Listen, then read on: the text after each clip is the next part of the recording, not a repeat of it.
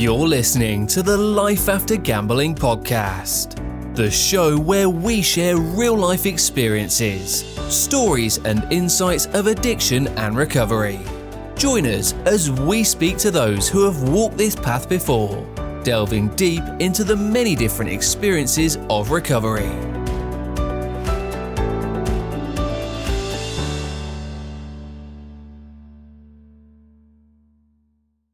Welcome to the Life After Gambling podcast. My name is Steve, and on today's episode, I'm joined by Craig. Craig, welcome to the show. Thanks for having us. Great to have you on, mate. Really looking forward to speaking to you. I'm just interested, where are you at the moment? I'm just sat in my car under a street light, just trying to get some light to the podcast. Oh, brilliant. See, improvisation. I love it. And just, being resourceful. We may touch on some of that a bit later, but really good to have you on. As you know, the purpose of the Life After Gambling podcast is really to explore everyone's experience of recovery. So let's delve into a little bit about your experience. Firstly, are you someone who is in recovery yourself, or have you supported someone in their recovery? Bit of both, if I can say that. I'm in recovery myself. I actually entered in recovery on the 17th of December 2021. And I haven't looked back since, really. And obviously along the way, I have supported, I'd like to say, numerous people on their journeys, and they're still on their journeys to this day, and we've actually become really good friends, and we do a lot of stuff together in recovery. That's amazing. I love that answer. It's probably the first time we've had someone mention that. So I'm actually going to pick up on. I'll kind of come back to a part of that a little bit later if I can. But firstly, let's talk about that. You mentioned about being in recovery just over 2 years now. Is that right? If my maths are right, ain't got a calculator, so yeah. So how did you first find recovery? What did that look like? So I've had a gambling problem since I remember, probably half my life, if I'm honest. And it wasn't until I hit the age of like 24 that I actually sort of said, right, you need to sort it out. Went to my local Gamblers Anonymous meeting, and I got my year coin, but like most, you think you've cracked it, and you in 7 years of total destruction, probably 7 years worse gambling than previous, if you know what I mean. Like previous, before I went into them rooms, I just went on an absolute spiral, like out of control. And it wasn't until I hit 31 and I realised what I had to lose, and I was sick of just getting on the hamster wheel. And I spoke to my partner, just basically told her everything that needed to be said, and I went back to Gamblers Anonymous on the Monday, more or less straight after telling her. So I think I told her on the 17th, and then I was back in the meeting by the 18th. So, and I think I've missed 2 meetings in 2 years. One was due to COVID, and the other because something else that came up. But I just love the meetings. And for anyone who's sort of listening or watching who isn't familiar with Gamblers Anonymous, what does that involve? So basically, if you go on Google, you can search Gamblers Anonymous, and it'll bring up a website with you can enter your postcode, and it'll tell you all the local meetings in your area. And when I say meetings, it's more like a fellowship, and it's more like-minded people who sort of understand who you are and why you are, really. And obviously, going back the second time, I think it was more nerve-wracking than the first, knowing that I'd been in there, people had probably already seen us, wondered why it took them 7 years to come back in. But I believe in fate, and I believe in a lot of things in these past 2 years, because there's been a lot of things come up, and I truly believe that I was meant to walk back in that room on the 17th of December to be on this journey I am on now. Oh, amazing. And is that something that is available to you? Is it like once a week, twice a week? How does that part work? It all depends on your local area, if I'm honest, because Newcastle, obviously with it being a big city, they have 3 meetings a week. There's one in Sunderland, there's one in Middlesbrough. So like we're quite lucky in that respect. But for instance, when I went, my partner's from Wales, and we went down to Swansea to visit our family, and there's only one meeting in Swansea. So I actually I went down to Swansea, and like, so I feel like in regards to help, some people enjoy the meetings, some people don't. You know what I mean? It's give or take, but I enjoy them. I enjoy the little family that we've got, because that's what I call it, and it really is a family. Everyone wants each other to do well. Brilliant. And how many, like you said, like the different areas have different amounts of times you can sort of attend. How many times do you attend a week? So I go every Monday, and it's like a non-negotiable. It's sort of, so my partner lost her job, and when she got a new job, the first thing I said was make sure you get the Monday off, Right. because I have to go on a Monday. It's just like I've tried the Tuesday, I've tried the Thursday, and they're perfectly good meetings. There's just something about the Monday room. When you walk in, you get that feeling. And I think a lot of people will know what I mean by that feeling, whether it's going into a meeting or whether it's doing something else, but you just get that energy from the room. You feel a lot more comfortable, I'm guessing. Mm-hmm. That's what I mean. I've chaired the meeting a couple of times. Obviously when the woman was on holiday, they were looking for volunteers, and I just thought, why not? Like, so anything like that, I just try and give it a go now. Oh, brilliant. And you mentioned that feeling about going back into the rooms after 7 years. You mentioned how was that when you first went in? I can imagine like how you probably were feeling beforehand, but how did that pan out?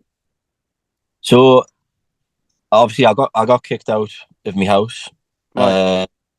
It was more like I say kicked out, it was more like a mutual agreement. It was a case of you get out, but I wanted to go out as well. It was a case of I wanted to prove a point that I was actually serious about, wanting to stop gambling and wanting to have a better life. So I ended up moving into my mum's for a couple of days, and had to tell my mum again and stuff like that. And I met my sister in Newcastle city centre, and like I couldn't even afford to get me tea.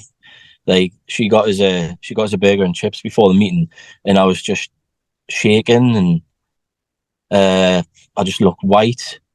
Obviously, when you gambling addiction, everything else gets put on the back burner. Your health and this, that, and other. You don't shower and didn't brush your teeth and whatever else it may be. And I just looked like a complete mess. And like I can't even remember the meeting, if I'm honest. Like I can't, but I know that I was just really upset and really genuine at the same time.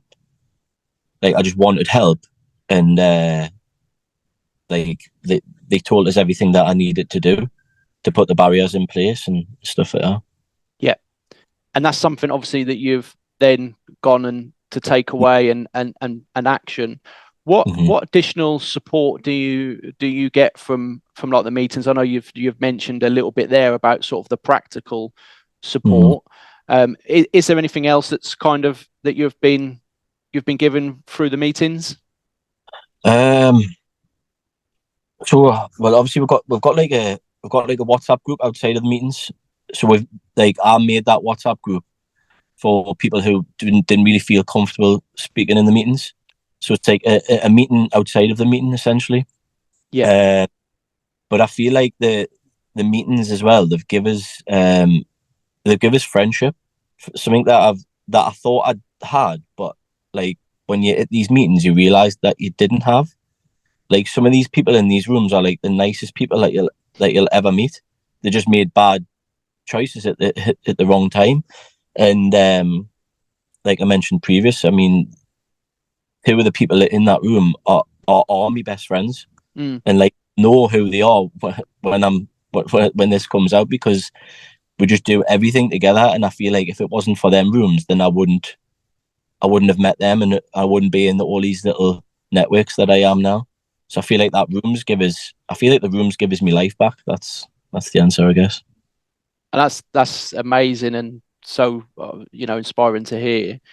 In terms of like, I think it was Johan Hari who sort of famously said the opposite of addiction is connection. Hmm. And from what you're saying, Craig, it very much sounds as though that's what you're finding or found as well within those meetings. What Yeah, what what is it about that connection that's kind of helped you to get to where you currently are within your recovery? I think when you speak to people and you realize that they're the same as you or similar to you, it puts you at ease. Like, so say there's times where I still have bad days now, but the difference being is I talk about it with them friends, and they'll do the same to me. And I think back and I'm like, I never used to do that. I used to bottle everything up, and I was like a volcano, just waiting to erupt, And like, I know that now that's why I gambled. It wasn't because of the money. It was because I was just trying to hide from whatever I was feeling inside or upstairs. And now that I've got these, connections, friendship groups, fellowships, whatever you want to call them, like, we can just talk about our problems and we don't have to press a button anymore. We can go out for a run, or we can go for a walk or coffee. And that's another thing. Like, you know, you don't have to gamble, and you don't have to drink, and you don't have to do all these bad things to have a good time. I've realized that just going for a simple walk in nature can be one of the most pleasing and satisfying things ever. Yeah, totally. I was then gonna come on to that actually. So normally if I'm speaking to someone who has had maybe a type of support that's kind of time limiting, so it lasts, like for example some therapy that lasts maybe certain sessions, normally ask what happens after that therapy sessions are finished. But with your experience of Gamblers Anonymous, that's still a regular in your life. Yeah. um, so slightly different question now, what other things have you kind of brought into your life to go alongside the Gamblers Anonymous meetings? So I was lucky enough to um, get involved with Epic Restart. Um, Amazing charity, and honestly, like, I've said this numerous times, and I will not get sick of saying it, but they just changed my life for the better. Amazing. Um, I went on a course. I think it was about a year ago now, and it was all just basically about language and how you speak about things, and how to change the way you think and change the way you talk. And when I realized that a lot of the stuff I was putting on myself was because of the language that I was using. And like, so say I always used to talk about my anxiety, and I used to label it my anxiety as if it was something that was with us forever. And I realized that it was just a moment. It was just a moment in time, and I can get over it. And it was just totally life changing. And I went back home from that um, event, and just a totally different person. Like, and obviously the Richie and Steve, who I still speak to now, because Steve goes to one of my meetings, and Oh, Richie's brilliant. Richie's ended up becoming a really good friend. So it's like, like I said before, fate. If I'd never went on Epic, I never would have become friends with Richie. So it's just like everything's just fell into place. So obviously I've got the Epic, I've got Gamblers Anonymous, and I try to like to do things not only for others but for myself. So if I get asked to do a podcast, for instance, these run alongside just to keep me taking over, I guess. Yeah, yeah. And a big shout out to the team at Epic. What we will do, Craig, is we'll put in the show notes link to the support and the organisations that you've mentioned. So we'll make sure that we've got the contact details for Epic and also for Gamblers Anonymous, so people can find their local meeting as well. Yeah. I just to go alongside that sort of the additional sort of support and things that you briefly mentioned about going out in nature. And is that something that you still regularly do? Still something I did notice that you're a keen runner. Is that right? Yeah. Oh, like, so basically, we're in like a little WhatsApp group, and there's like 9 of us. I think 8 of us are in recovery. So you know, pretty strong group, inspiring group actually, and we all do running events together, whether it's park runs, like actual race events. So there's like 8 of us. We're doing the Edinburgh Marathon in May this year, and it's just about pushing yourself and creating discipline. And I enjoy what it does for my brain. I always say that it's exercise for the mind, running, not exercise for the legs. You know, like a lot Yeah. of people, cardio is like, oh yeah, I need to go out and do this, that. But I go out there because if I have had a bad day, or even if I've had a good day, straight away my mind just clears. So Brilliant. yeah, love running. I love walking. And you know, if you had asked me a few years back, would I enjoy this? I'd just laugh in your face and stick my fingers up it. I was then going to ask, is that something that you've always done, but clearly not? No, I people that would love a lion, and when I see a lion, sometimes I would like lie in bed at like 10, 11 o'clock.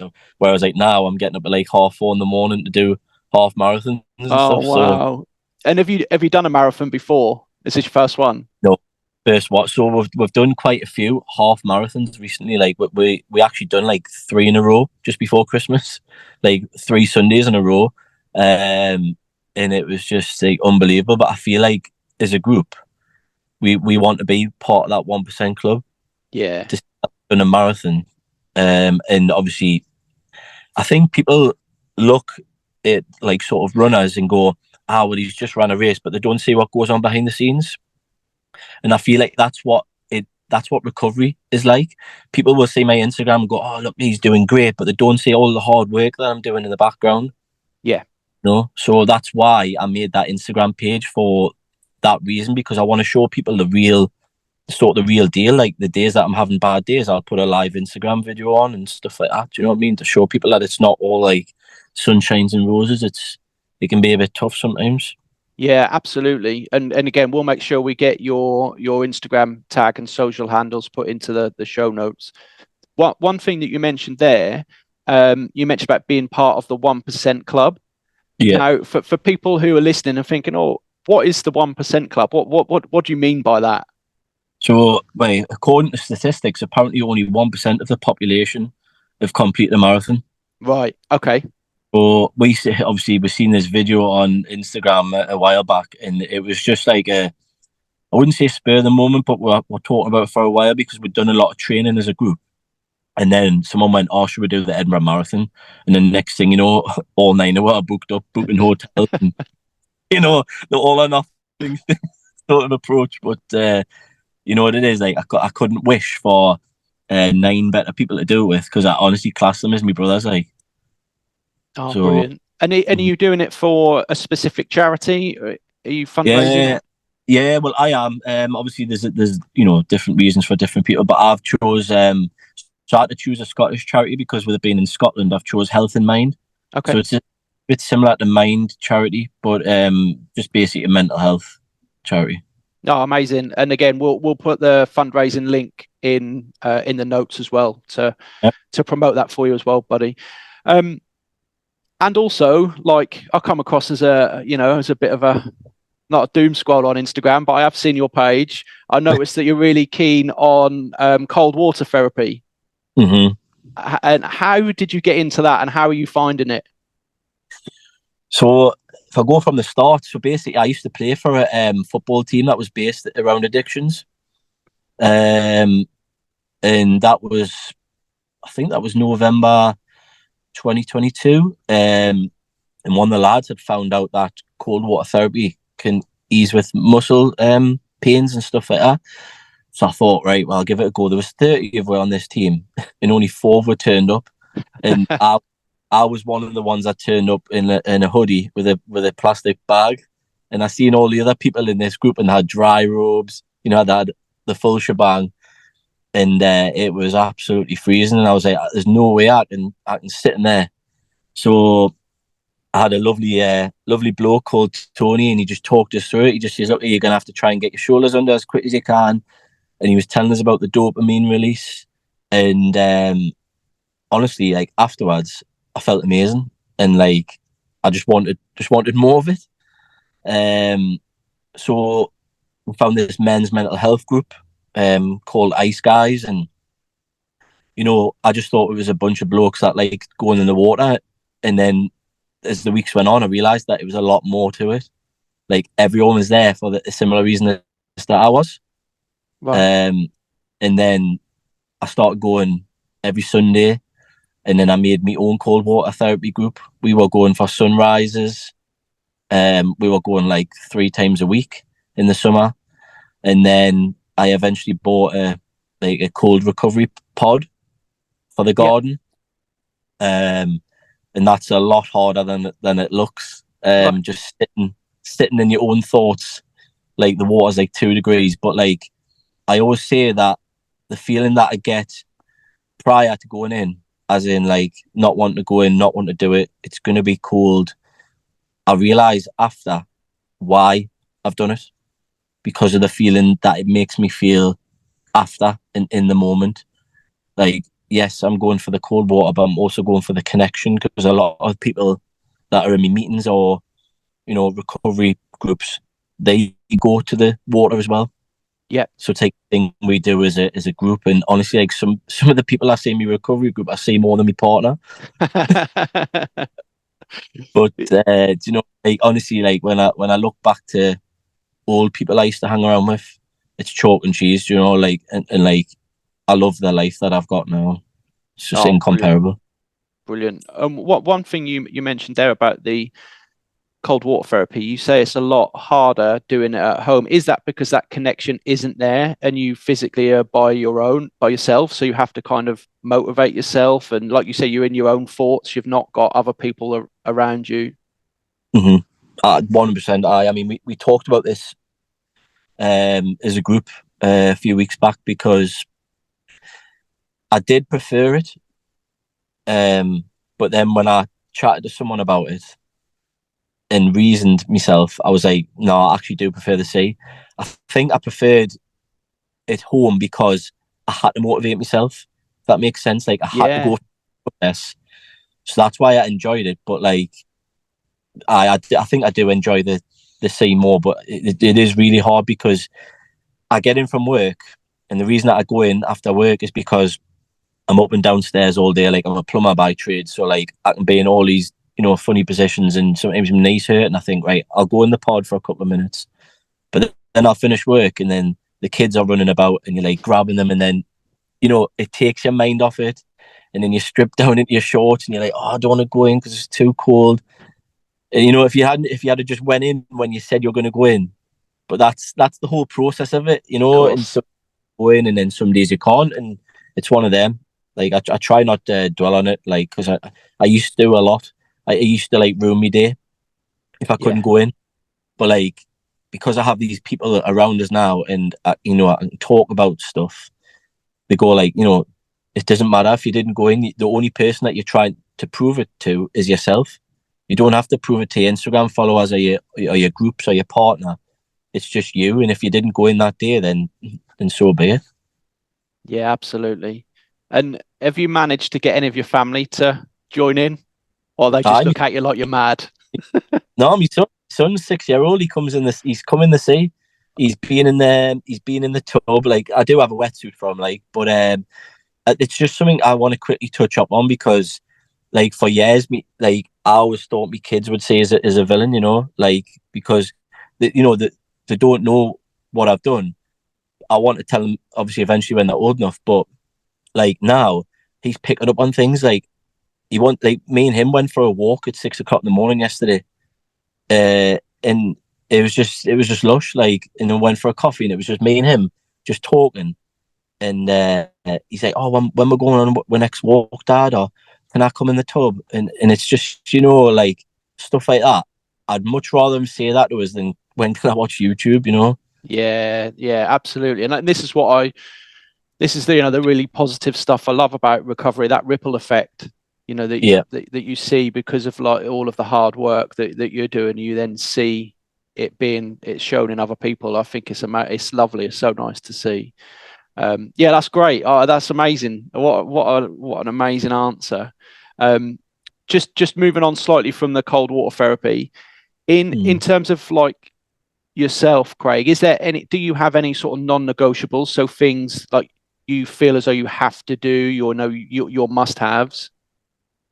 Well, the first one has to be my meetings. I have to make sure that I go to a Monday. Like I hate it when it's, because obviously a lot of bank holidays fall on a Monday.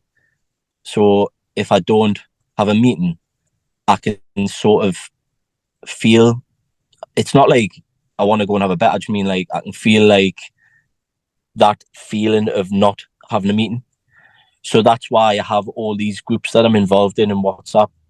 May it be the Ice Guys, may it be the running group. And if I feel like I need to say something, then I will. But I think second, I have to say communication. Like I never used to talk. And I find talking, people will probably listen to us on this podcast and go, "I find talking really easy." But when it's speaking about something that you care about, or to your partner or something like that, I do find it really hard because it catastrophize a lot. I used to always think the worst case scenario of a lot of things. And then when I would eventually speak about it, it would be it wouldn't be the answer in that I would get in my head. So I feel like that's improved massively because of communication. And I feel obviously running and the cold water are absolute essentials. And I know for a fine fact that I will do them until the day I die. It's not that these aren't just fads. It's not just a case of, oh, look, he's bought a tub for the garden. It's just sitting there. Like, I've actually got the evidence of his going in and explaining. Like, there'll be some times where I go in my tub and I'll do like a little story about how my days went, and I'll post it on my Instagram. And it's just like, they're just things that I've found that have helped me massively. Because sometimes my brain can be like, all I can describe it as is like a thunderstorm, and there's, or a tornado. And it's not like I'm in a bad place, but it's just the way my brain works. Like, I can have so many things going on at once. And as soon as I go for a run, or as soon as I go in the tub or the sea, my mind is just flat, like just really calm. And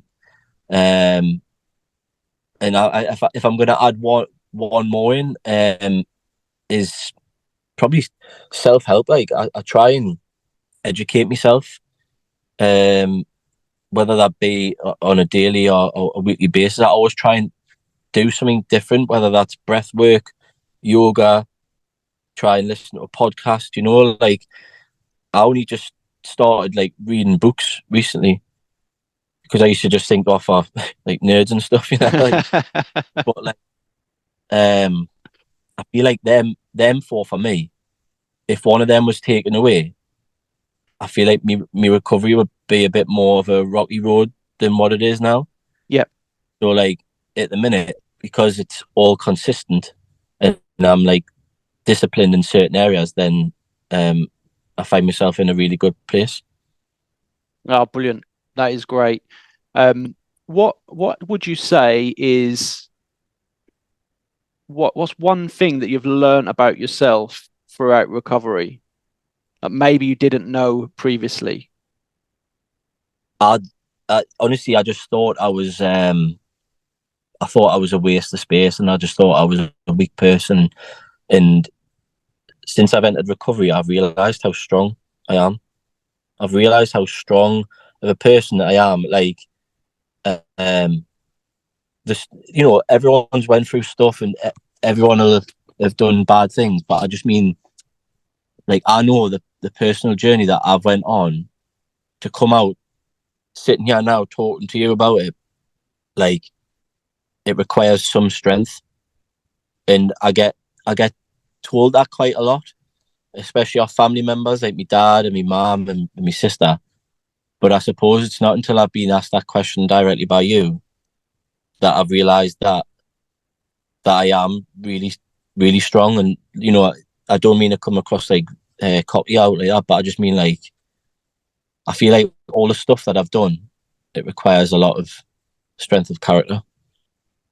Absolutely. And I, you know, what we do is around recovery coaching. And one of the aspects that we touch on a lot with individuals is about challenging limiting beliefs, Yeah. the things that hold us back. And I Hmm. think, what you've kind of explained really nicely there is, that realization of, one thing when we're in recovery, we struggle with is that, that self-esteem, that self-worth. And when Yeah. we're able to challenge it and show us ourselves that self-compassion and the things that we have actually achieved rather than the focusing on the things that we maybe wanted to change and all of that side of Yeah. things is so powerful, mate. And I know you've really articulated it really well, and you can see through the conversation that we've had about all of the hard work that you've put in but continue to put in as well. So yeah, really lovely to hear, mate. I just want to say one thing. Obviously, you mentioned the challenge thing there. Like I went on an epic thing just recently, about 6 months ago, and the ethos was challenge by choice. And I'm really scared of heights, like really scared, and I feel like this is another thing that I've learned about myself. Like fear used to control me, like really badly, and not just like of heights, but like I never used to do a lot of things because of fear. Maybe not fear of the situation, but fear of the outcome. And I set myself I was going to do every challenge, and every challenge was a height challenge. And by Right. the end, I'd sort of conquered my fear of heights, and it was just unbelievable. Like there was one point where I froze. So I doing via ferrata, which is like rock climbing, and Yep. I got the top bit, and I just couldn't trust the rope. And I don't know if that stems a bit deeper, like not trusting people, in past or whatever. But um, Richie just talked us through the whole, and all I could hear was his voice. I couldn't hear my thoughts. I couldn't hear the birds. I couldn't, and he just talked us through the whole process. And I got to the end, and I wanted to do it again. Oh, brilliant. So that's another thing. Like I've learned about myself, like strength, and I'm not I'm not as fearful as I was. Oh, that's great. Yeah, thank you so much for sharing all of that. I just want to come back to one thing that you said at the very start was when I Yeah. asked if you were someone who is in recovery or someone who is supporting someone in recovery. Hmm. I loved your answer. Like you can see through the work that you're doing in your recovery how a big part of that is around connection. And you said like both, Steve. I do both. I am in recovery, but I also support people. What Mm. what is it that you personally get from supporting other people in their own recovery?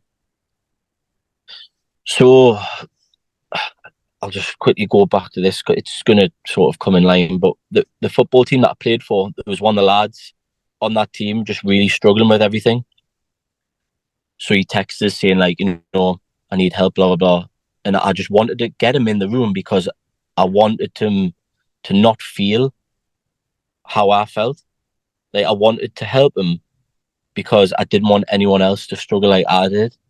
And when I got him in the room, and I seen him come in week after week, he's just recently celebrated a year gamble free, Oh, and brilliant. he's one of my best friends now. But like, I think what I get out of it is a lot of um, I can't even think of the word. It's not like a buzz. It's just nice to know that you can help someone. I think like all I do, I feel is the right thing. So whether that's going on my runs or whether that's speaking when I feel down, and if people can be inspired by that, then it's the greatest feeling in the world. And it like money is irrelevant. Like I could have won £1 million on a scratch card, but to know that I've changed someone's life is the best feeling that I will probably ever feel. And like I get quite emotional when I speak about this particular person because he's been on such an incredible journey himself. And like I say, we do the cold water together, we do the run together, we're doing the marathon together. And to go from that text message and then you know, I'm not saying that I got him into that room, but I certainly had an influence, you know, and an impact on getting them there. It's just like it I don't know. I can't really put into words. It's just an amazing feeling. Like, yeah, and I think from listening to you speak, like the power of connection that you found is what you then want to offer to other people, right? yeah, 1%. You know, like that feeling that you've got, you want other people, you want to give that to other people as well. And if you could bottle it up as like a magic potion, you know, or like a pill, you know, like medicine or what have you, you would hand it out to everyone. But unfortunately, a lot of people don't like. I realize how lucky I am to have what I have. Like, I've got the sea on my doorstep, so some people might not even be able to do the whole connections cold water thing, but like they can have a tub in their garden to try and replicate it.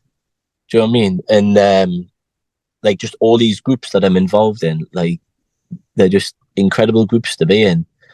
And I know that I don't want to say it'll be impossible, but like it's just going to be really hard if I ever wanted to have a bet again, because I've got so many good connections and so many good groups that if one person doesn't reply in that one, I know for a fact that someone's going to reply in the Gamblers Anonymous WhatsApp group.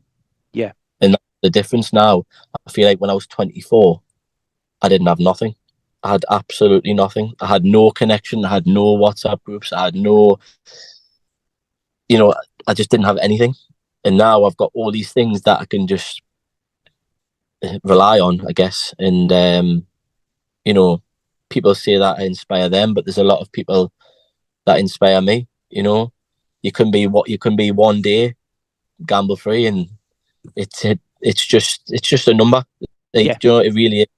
And like that's all I say it as. Yes, it's nice to celebrate your milestones and stuff, but at the end of the day, we're all just one day away from a bet, so that's all I take it, just one day at a time.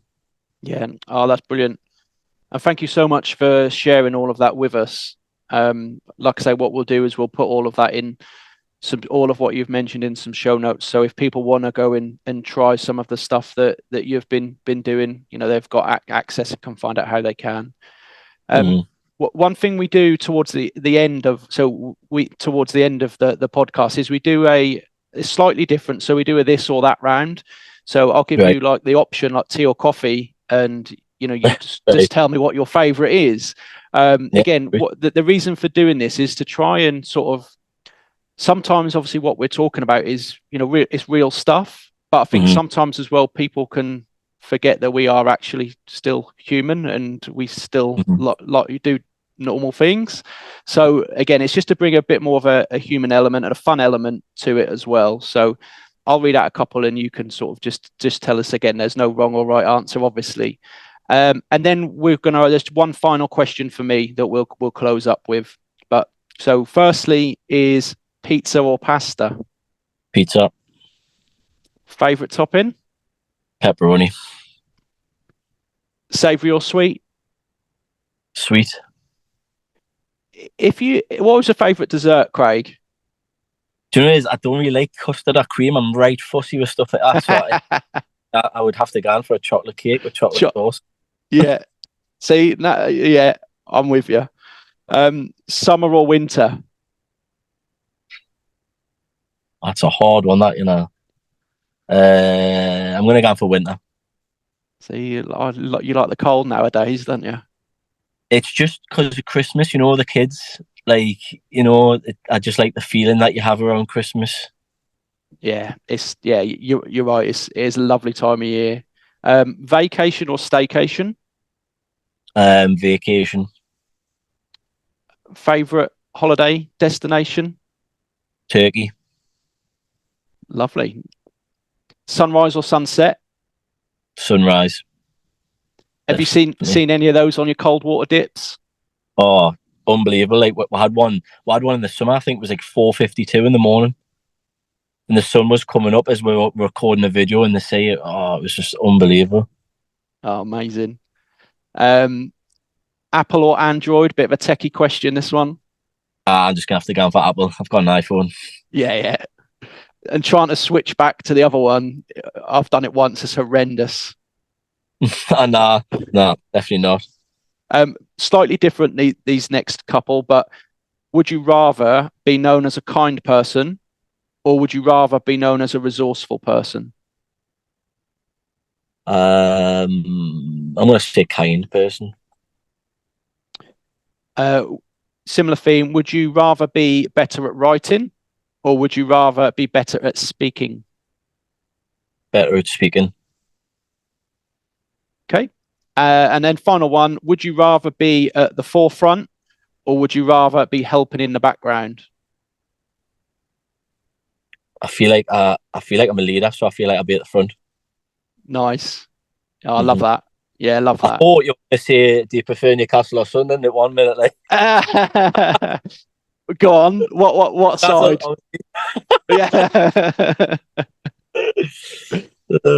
we did have David on recently, and he's a big Man United fan, and yeah, we did ask what side of Manchester, which he was disgusted at. But yeah, you had your derby recently as well, which you'll be pleased with, obviously.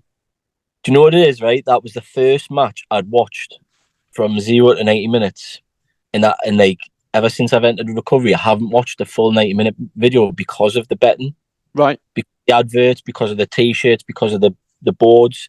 And I got invited round to my mate's house, and I was like, it's a derby. I can't really, like, turn it down, because I love watching them. Like, always have. And you know what it is? I enjoyed it for what it was. I enjoyed it for the game. And I think it's because, like, that form of recovery now, I'm not thinking about what corner's going to come or what card, you know what I mean? So... Do you know what, Craig? That's a really good point, and a really important point. Like, was that in it? Just if I can, just quickly pick up on that. Is that something that you then had to maybe speak to your mates, put certain things in place, or was it just yeah, I had to speak. I mean, there'd be one time where Newcastle were playing. I think it was only a couple of weeks ago, and I was like, "Oh, how are they doing?" And my mate went, "You're not watching it?" Like, so I was like, I had to explain to him that I didn't watch the games because of all the advertisement. It's not like it's just like a trigger, but it's just I'm just sick of seeing it. Like I am just to death of seeing it. Like, and I think it's because it was at Sunderland's ground, and I don't think they have much advertisement.